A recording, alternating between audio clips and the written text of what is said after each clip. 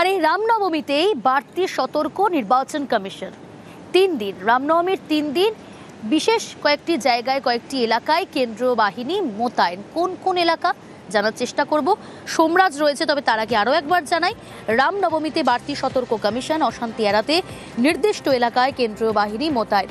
কোন কোন এলাকা ডিটেল জানাবে সোমরাজ রয়েছে আমার সঙ্গে। সোমরাজ, দেখো, রামনবমীকে কেন্দ্র করে বাড়তি সতর্ক নির্বাচন কমিশন বেশ কিছু এলাকায় কেন্দ্রীয় বাহিনী মোতায়েন করার সিদ্ধান্ত নিয়েছে নির্বাচন কমিশন।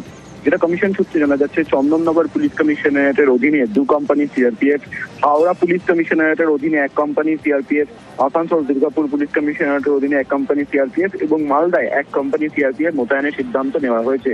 মূলত অতীত অভিজ্ঞতা এবং রামনবমীকে কেন্দ্র করে এই এলাকাগুলিতে অশান্তি হতে পারে সেই আশঙ্কায় এই সিআরপিএফ মোতায়েন করা হয়েছে।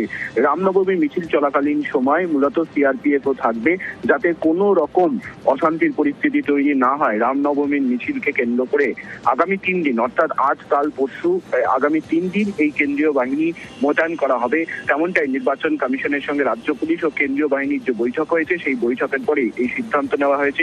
ইতিমধ্যেই এই পুলিশ জেলাগুলিতে কেন্দ্রীয় বাহিনী মোতায়েন করা হয়েছে বলে কমিশন সূত্রে খবর। বেশ,